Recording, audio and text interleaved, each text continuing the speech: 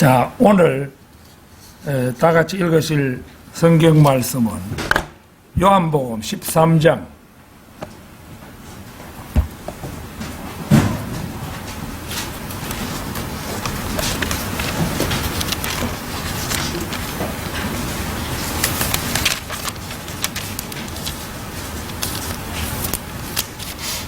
요한복음 13장 34절 35절 두 절 말씀입니다.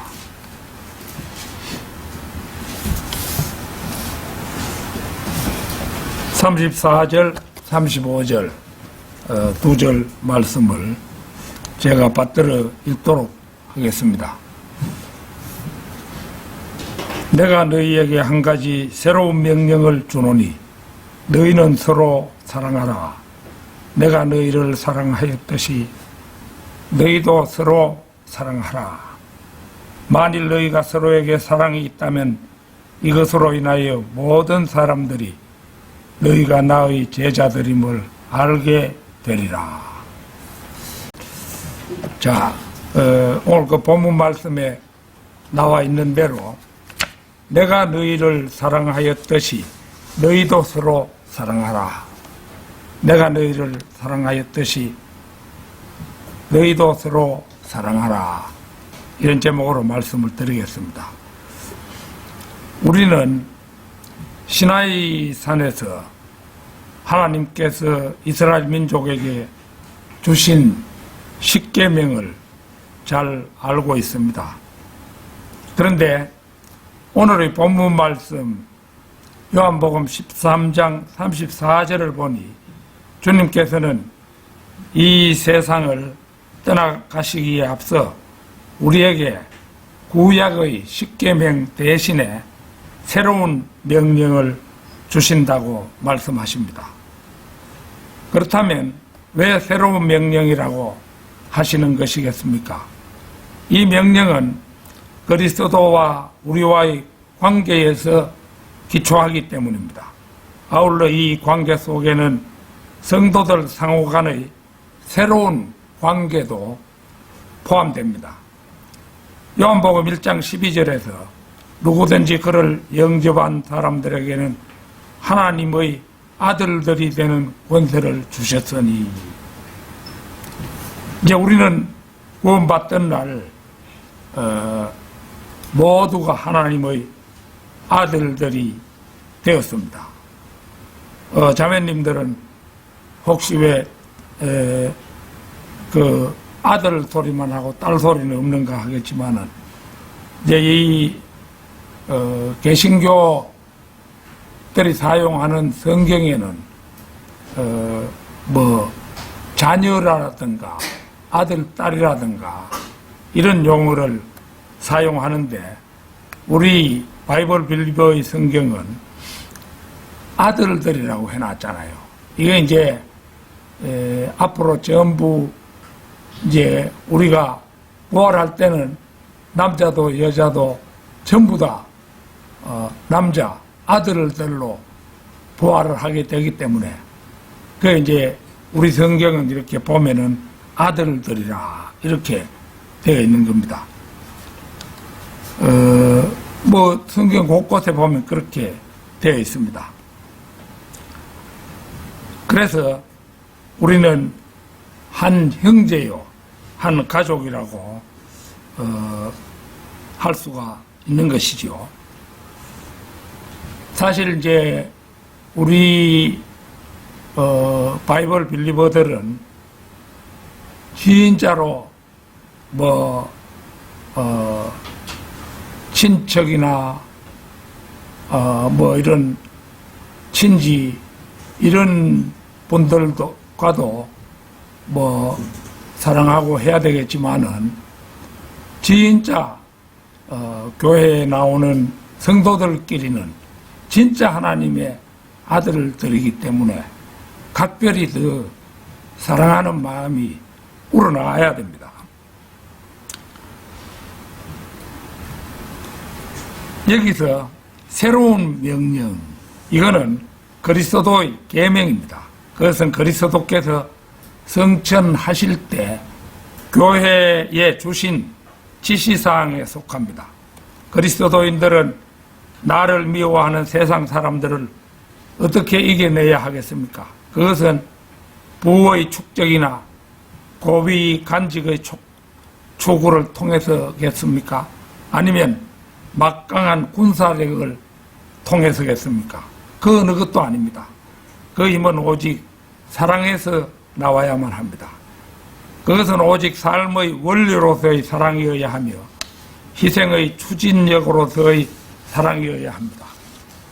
바로 그래서 예수 그리스도께서는 이 세상을 떠나 승천하시며 우리에게 새로운 명령, 곧 사랑이라는 새 계명을 우리에게 하달하신 것입니다. 고린도전서 13장 1절에서 3절을 잠시 찾겠습니다. 고린도전서 13장 1절에서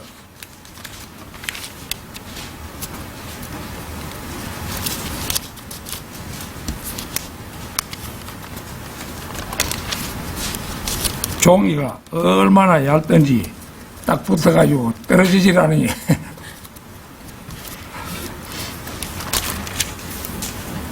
13장 1절에서 3절입니다. 내가 사람들의 방언들과 천사들의 방언들로 말할지라도 희생하는 사랑이 없으면 나는 소리내는 금관악기나 울리는 꽹과리처럼 되고 마느니라. 그리고 내가 예언의 은사를 가지고 있어서 모든 신비들과 모든 지식을 이해할지라도 또 내게 모든 믿음이 없어 내가 산들을 옮길 수 있을지라도 희생하는 사랑이 없으면 나는 아무것도 아니니라. 그리고 내가 나의 모든 소유물들을 가난한 자들을 먹이도록 기증할지라도 또 내가 나의 몸을 불태워지도록 내어줄지라도 희생하는 사랑이 없다면 그것은 내게 아무 유익이 없느니라.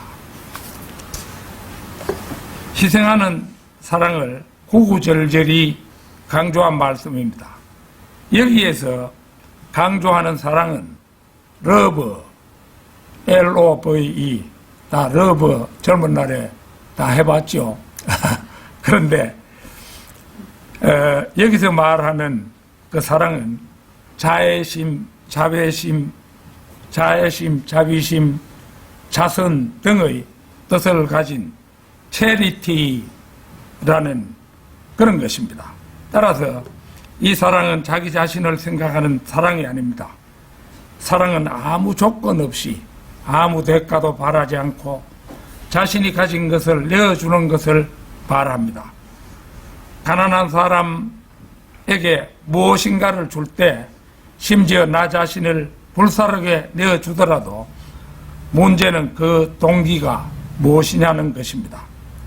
주는 동기가 자비로운 사랑이 아니라면 아무리 다른 사람에게 주어도 그것은 주님과는 아무 상관이 없고 따라서 그것은 우리 자신에게 아무런 유익이 되지 못한다는 것입니다.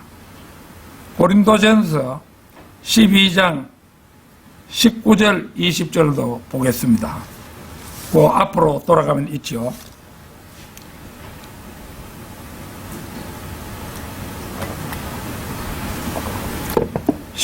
고린도전서 12장 19절 20절. 그런데 만일 그들이 모두 하나의 지체라면 그 몸은 어디겠느냐. 그러나 이제 그들이 많은 지체들이나 그럼에도 오직 하나의 몸만 있느니라. 이 구원을 받으면은 그리스도의 몸이 되는 거죠. 그리스도의 몸은 두 개가 아닙니다. 우주적인 몸이라고도 할 수 있는데 구원받으면은 그 몸의 일원이 되는 것입니다. 그래서 자기가 그리스도의 눈에 해당한다고 생각하는 이제 몸에는 눈도 있고 코도 있고 입도 있고 손발도 있고 귀도 있고 다 있죠. 그런데 가령 이제 그 몸 천냥이면 뭐 간은 900냥 이렇게도 말하지만은 몸 천냥이면 눈은 900냥 이런 말도 하잖아요. 자기가 그리스도의 눈에 해당하는 그런 이제 사람이 있다고 합시다. 그러면 그리스도인이 손이나 발에 해당하는 그리스도인들에게 나는 눈이니까 고귀한 존재니까 그러니까 주님을 볼 수 있는 그런 눈을 가졌으니까 너희는 필요 없다 이렇게 말하는 사람들이 없지도 않다는 것은 사실입니다. 이 교만한 생각이죠. 눈이 아무리 잘 보더라도 자 저쪽에 먹을 것을 놔뒀는데 눈이 아무리 보았더라도 발이 없으면 그거 못 가잖아요. 그러니까 그런 경우에는 발이 오히려 더 소중합니다. 그러니까 우리의 몸은 각 부분들을 빠짐없이 다 필요로 하고 각 부분들은 각기 다른 기능들을 가진 다른 부분들을 다 필요로 합니다. 따라서 그리스도인들은 각 사람이 모두 한 몸임을 잊어서는 안 되는 것입니다. 각 구원받고 이러면 어떻게 내 가족보다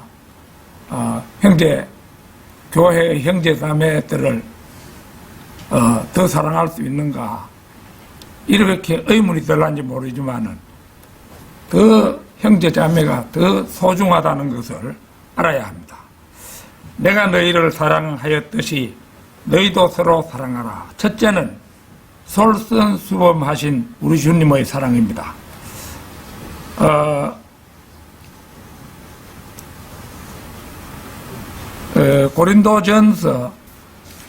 고린도전서가 아니라 요한복음 13장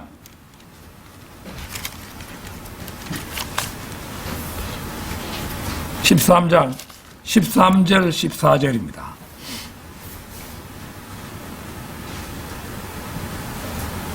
이거 아닌데요. 13장인데 13절 14절 너희는 나를 스승과 주로 부르느니라. 그런즉 너희가 잘 말하는 것이라. 이는 내가 그러하기 때문이라. 그렇다면 내가 너희의 주와 스승으로서 너희의 발을 씻겼을진데 너희도 서로의 발을 씻겨주는 것이 마땅하니라.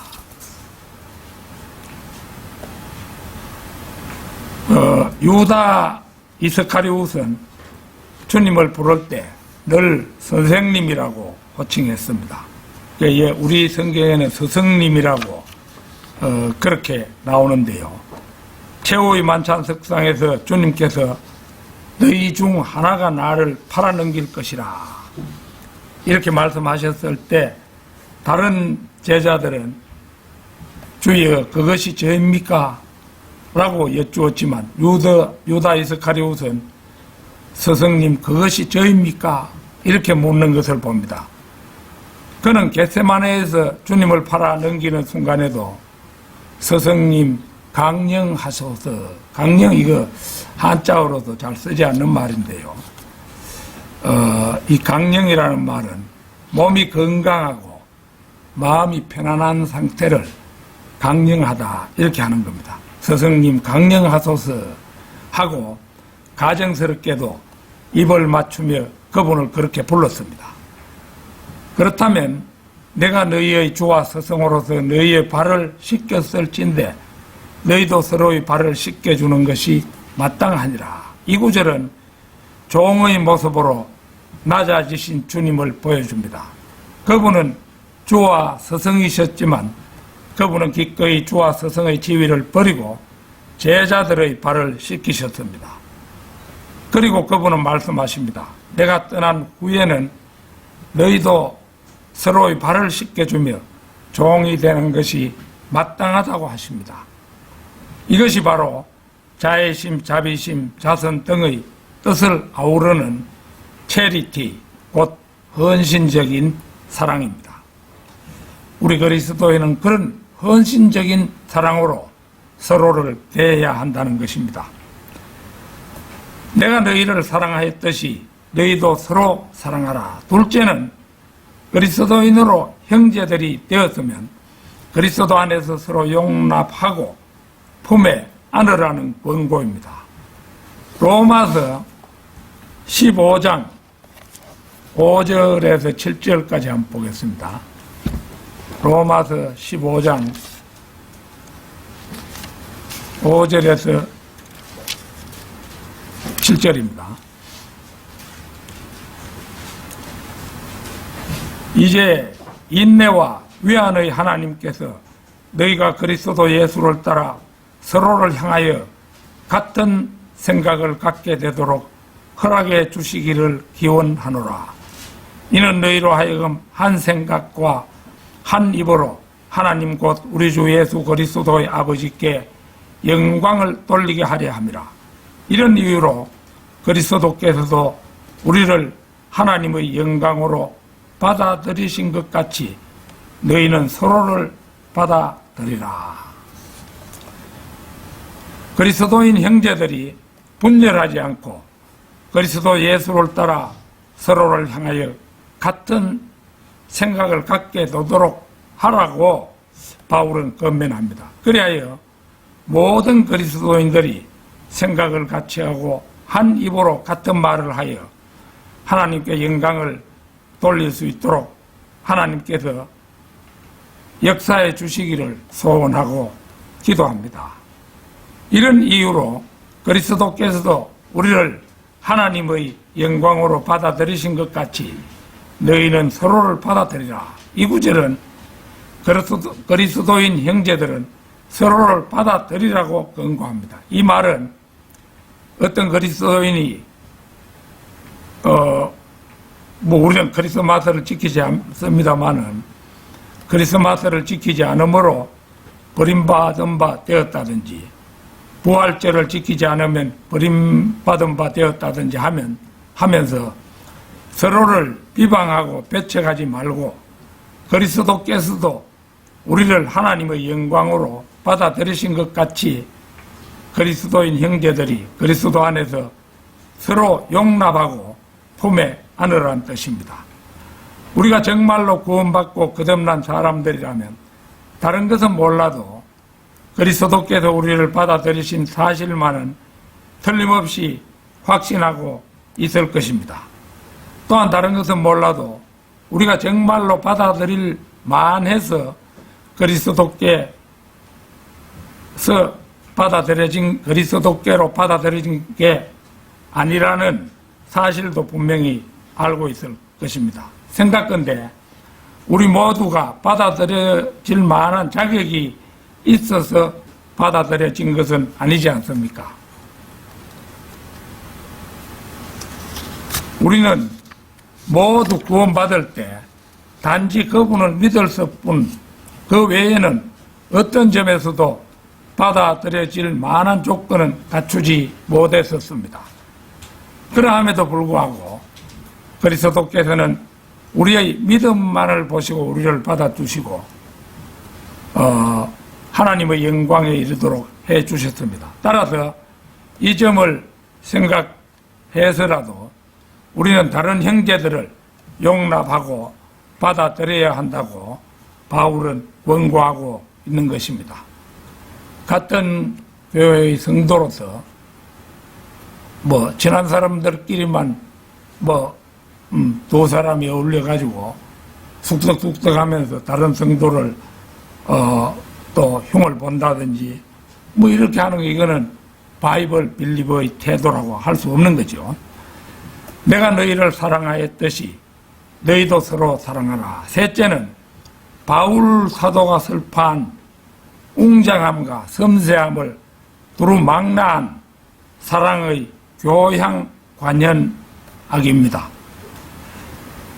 고린도전서 13장 4절에서 8절을 보겠습니다. 고린도전서 13장은 특별히 사랑장이라 이래서 널리 알려져 있는데요.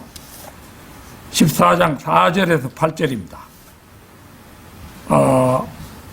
이렇게 전체를 사랑을 말씀한 그런 그 장은 없지요. 그렇기 때문에 이 13장을 사랑장이라 이렇게 부르는 것입니다. 희생하는 사람은 오래 참고 친절하니라. 희생하는 사랑은 시기하지 아니하고 희생하는 사랑은 스스로 과시하지 아니하며 우쭐해지지 아니하고 스스로 부적절하게 처신하지 아니하며 그녀 자신의 것을 구하지 아니하고 쉽게 격분되지 아니하며 악을 생각하지 아니하고 죄악을 크게 기뻐하지 아니하며 오직 진리를 크게 기뻐하고 모든 것들을 참으며 모든 것들을 믿어주고 모든 것들을 소망하며 모든 것들을 견디느니라. 희생하는 사랑은 결코 끝나지 아니하느니라. 그러나 예언들이 있어도 그것들은 끝날 것이요 방언들이 있어도 그것들은 그칠 것이요 지식이 있어도 그것들은 자취를 감출 것이라.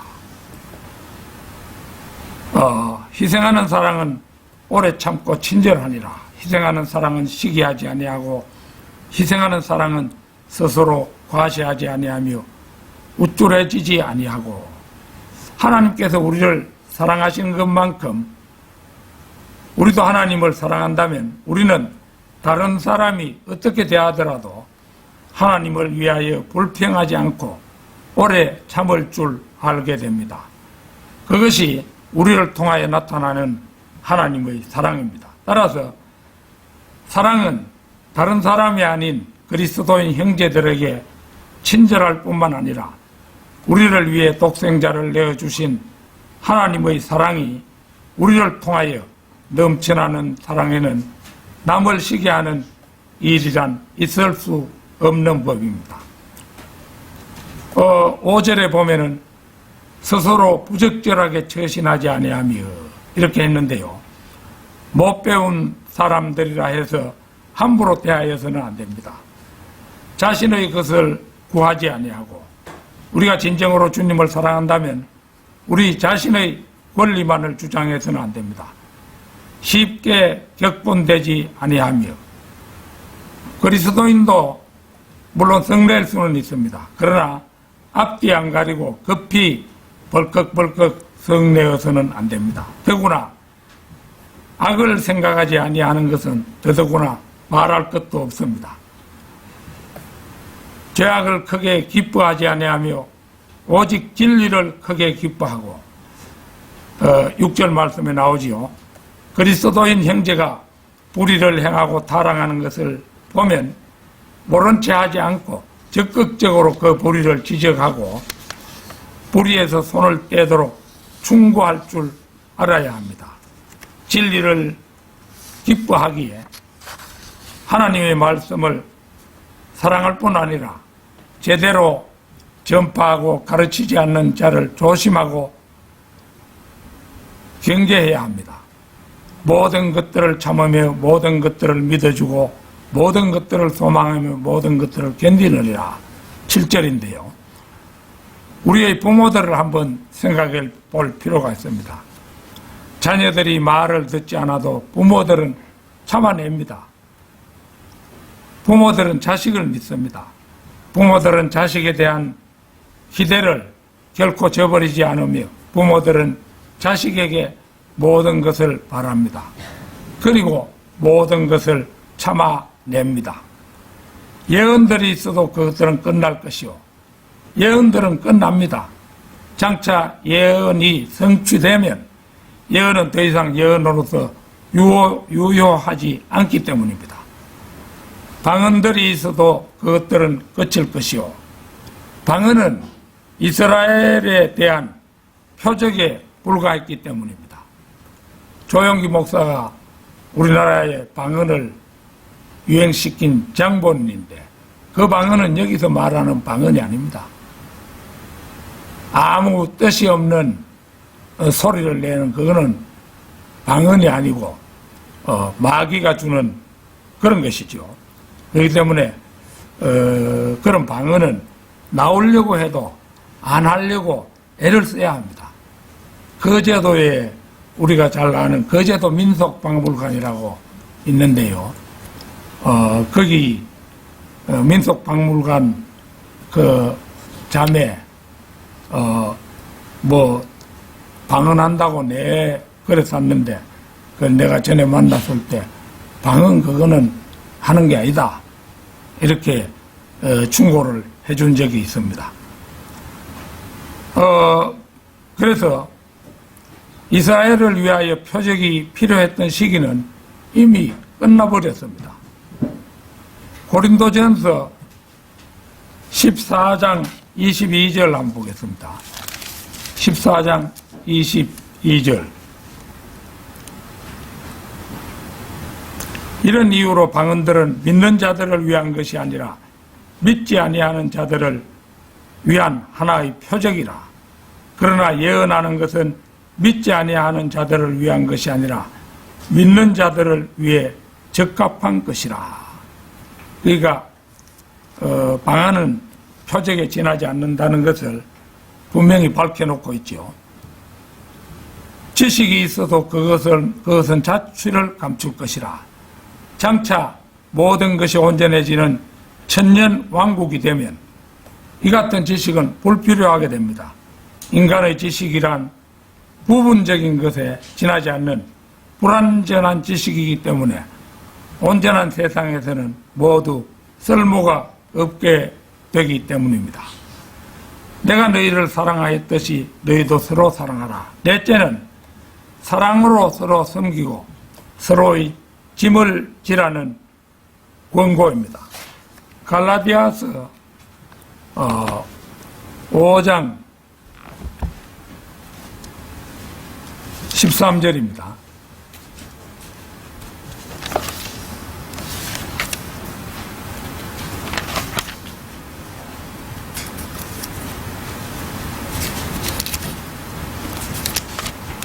(5장 13절) 이는 형제들아 너희가 자유에 이르도록 부르심을 받았기 때문이라. 다만 자유를 육신에 대한 계기로 사용하지 말고 오직 사랑으로 서로 섬기라. 자유에도 그에 따른 법이 있음을 주목해야 합니다. 비록 이것이 성령의 법을 따라 나온 것이며 율법과 규례로부터는 자유롭지만 이미 자유롭게 된 사람에게도 어떤 것들을 요구합니다. 자유로운 사람이 자유의 특권을 남용한다면 그는 자신이 위반한 것으로 인해 고통을 당할 것이고 때로는 그것으로 인해 그 사람이 죽기까지 합니다. 로마서 8장 13절을 한번 보겠습니다. 로마서 8장 13절입니다.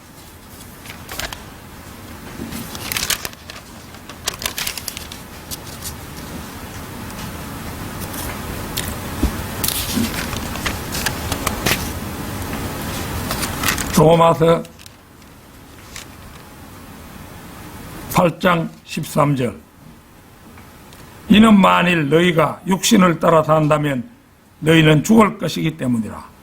그러나 만일 너희가 성령님을 통하여 몸의 행실들을 죽이면 너희는 살리라. 만약 육신이 원하는 것을 하며 산다면 그는 머지않아 죽을 것입니다. 그러나 우리 안에 내주하시는 성령님의 명령을 따라 살면 우리는 허망하게 죽지는 않게 됩니다. 제가 젊은 날에 바둑을 굉장히 좋아했어요. 그래서 바둑에 얼마나 열중을 많이 했던지 제 바둑 실력이 아마추어로 말하면 한 5, 6단 정도는 되거든요, 제가. 그래서 상당히 잘 노는 축에 속했습니다. 그런데 기원에 가보면은 거기에 믿는 사람은 잘 없거든요. 그래가지고 담배 연기 자욱한 그 실내에서 내 똑딱거리며 바둑이나 두고 이렇게 하는 것이 그 바둑 두는 사람들입니다. 자기가 담배 피우지 않더라도 담배역이 자욱한 가운데 지내면 담배 피우는 사람과 똑같죠. 피해가 똑같습니다. 그리고 그 담배 연기 자욱한 속에서 그 바둑의 재미에만 빠져가지고 그렇게 하다 보면 어느 날 병이 와서 폐암 같은 거 이런 거에 걸려서 속절없이 떠나게 됩니다. 그런 것인데 저 자신도 구원을 받고는 이제 바둑을 그런 곳에 가서 두지 않게 되었습니다만은 그래서 이 바둑 이게 중독성이 있어요. 중독성. 한번 그 재미를 느끼면 그 바둑을 계속해서 두고 이렇게 됩니다. 자, 고린도전서 11장 30절도 한번 찾겠습니다. 고린도전서 11장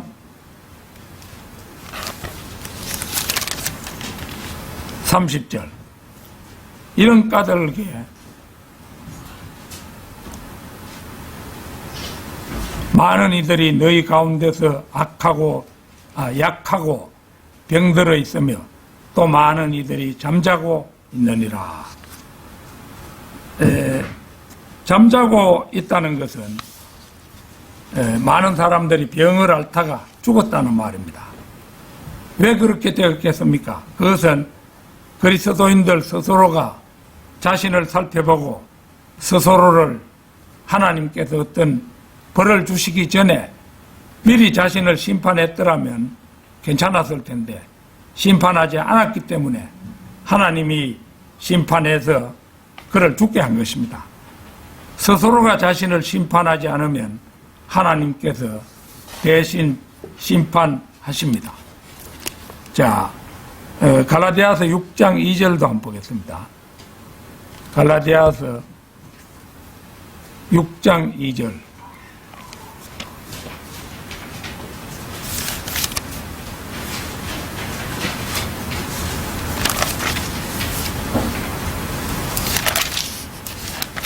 (6장 2절) 너희는 서로의 짐들을 지라 그렇게 하여 그리스도의 법을 실현하라. 이 말씀은 우리 자신이 마땅히 지켜야 할 우리의 짐 외에도 형제의 짐을 질 것에 대해 말하고 있습니다. 그리스도의 법은 모세 율법보다 더 우월합니다. 그리스도의 법은 사랑의 법이며 다른 사람이 진 짐을 도와주는 것도 그 일부입니다. 지금까지 가장 무거운 짐을 진 분은 예수 그리스도이시며 시편 기자는 우리가 다른 사람의 짐을 도와주는 한편 우리의 짐을 주께 맡길 것을 권고하고 있습니다. 결론적으로 하나님께서는 갈보리 독생자를 보내어 피 흘려 죽게 하시고 그 피로 우리를 사신 사랑의 하나님이시지만 그 지극한 사랑을 받아들이지 않는 자들에게는 무서운 심판주이시기도 합니다. 히브리서 10장 24절 25절 한번 찾겠습니다.